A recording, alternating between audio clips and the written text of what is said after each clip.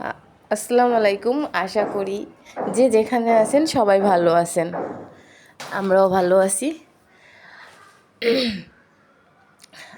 আমি বেশি কিছু বলবো না।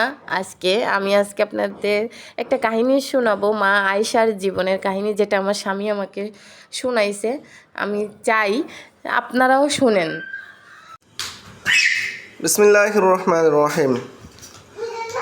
আয়েশা রাদিয়াল্লাহু তাআলা আনহা একবার আল্লাহ নবী সাল্লাল্লাহু আলাইহি ওয়াসাল্লামের সাথে যুদ্ধে গেলেন। যুদ্ধ থেকে ফিরে আসার পথে আয়েশা রাদিয়াল্লাহু তাআলা আনহা কাফেলা একটা জায়গায়, মানে যুদ্ধের যে লোকজন ছিল তারা একটা জায়গায় রাত্রে অবস্থানের জন্য সেখানে থামলেন। তখন আয়েশা রাদিয়াল্লাহু তাআলা আনহা ইস্তেঞ্জা করার জন্য উনি একটু ওই কাফেলা যেখানে থেমেছে ওর থেকে দূরে চলে গেলেন। তো উনি ইস্তেঞ্জা থেকে ফিরে এসে যখন আসলেন দেখলেন যে ওনার গলায় যে হার ছিল সে হারটি নেই। আয়েশা রাদিয়াল্লাহু তাআলা আনহা ওই হার খুঁজতে চলে গেলেন। হার খুঁজতে গেলেন তো হার আর পেলেন না। হার খুঁজতে খুঁজতে অনেক দেরি হয়ে গেল। আয়েশা রাদিয়াল্লাহু তাআলা আনহা ফিরে আসলেন, এসে দেখলেন যে কাফেলা নেই। আয়েশা রাদিয়াল্লাহু তাআলা আনহা অত্যন্ত বুদ্ধিমতী ছিলেন। উনি চিন্তা করলেন যে কাফেলা যেহেতু নাই, আমি এদিক সেদিক ছোটাছুটি করলে হয়তো কাফেলার থেকে আবার বেশি বিচ্ছিন্ন হয়ে যেতে পারি, তাই আমি এখানেই ঘুমিয়ে পড়ি। আয়েশা রাদিয়াল্লাহু তাআলা আনহা বুদ্ধি করে ওখানেই ঘুমিয়ে পড়লেন।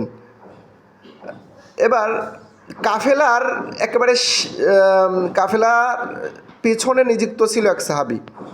তার দায়িত্ব ছিল কাফেলা যখন চলে আসবে তখন তিনি অনেক পরে সেখান থেকে রওনা দেবেন এবং তিনি দেখবেন যে কাফেলা কোনো মাল জিনিস বা কোনো উট ঘোড়া বা কোনো সরঞ্জাম ফেলে গেছেন কিনা সেটা তিনি তুলে নিয়ে আসবেন।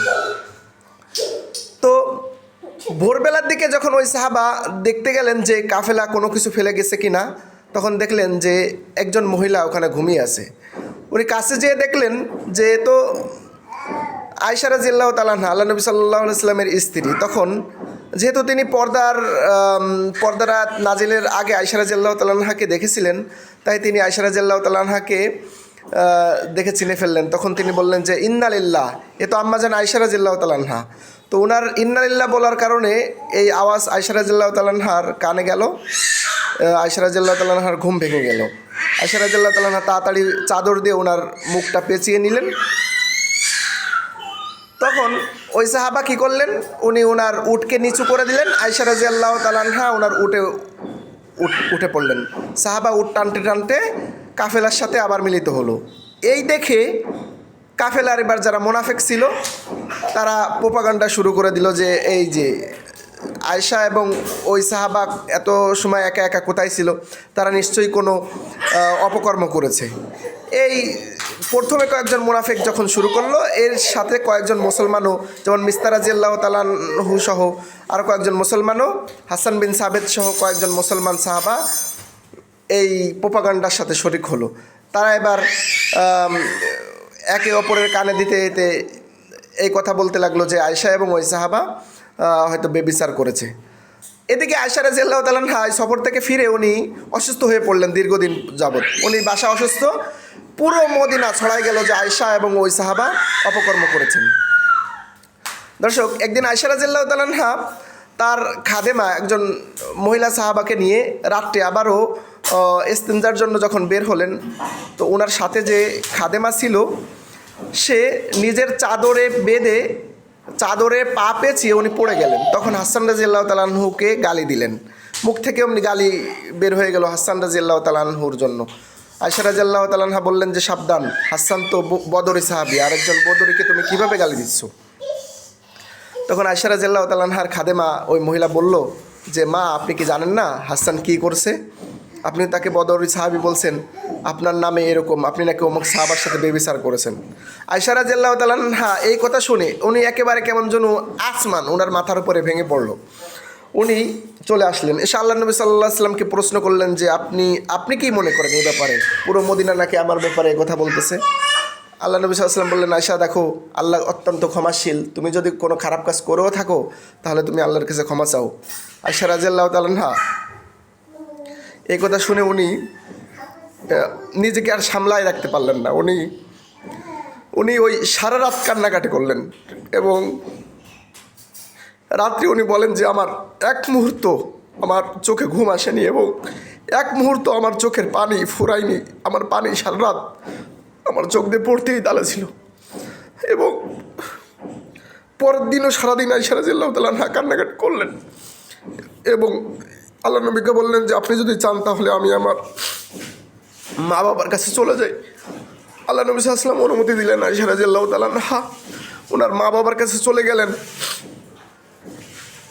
এবং মা বাবার কাছে যখন চলে গেলেন তখন ওনার বিশ্বাস ছিল যে আমি তো, আল্লাহ তো জানেন যে আমি কোনো অপকর্মে জড়াইনি, আমি কোনো জিনা ব্যভিচার করিনি, আল্লাহ অবশ্যই আমার ব্যাপারে এবং সঠিক ফয়সালা নাজিল করবেন। তখন সূরা নূরে পরপর 10টা আয়াত পৃথিবীর কোনো মানুষের ব্যাপারে, কোনো মানুষের জন্য 10টা আয়াত একাধারে নাজিল হয়। এটা শুধু আয়েশা রাদিয়াল্লাহু তাআলার ব্যাপারে হয়েছে। আল্লাহ তাআলা সূরা নূরের মধ্যে বলছেন, লাউলা ইসামিতুমুহু জান্নাল মুমিনিনা জন্নুল মুমিনুনা ওয়াল মুমিনাতি বিআনফুসিহিম খয়রা, যে যখন তোমরা এই প্রোপাগান্ডা শুনলে তখন মোমেনদের তো উচিত ছিল একজন মোমেনকে নিয়ে প্রথমেই ভালো ধারণা করা, অথচ তোমরা সেটাকে প্রোপাগান্ডা হিসেবে পুরোই ছড়িয়ে ফেলছো।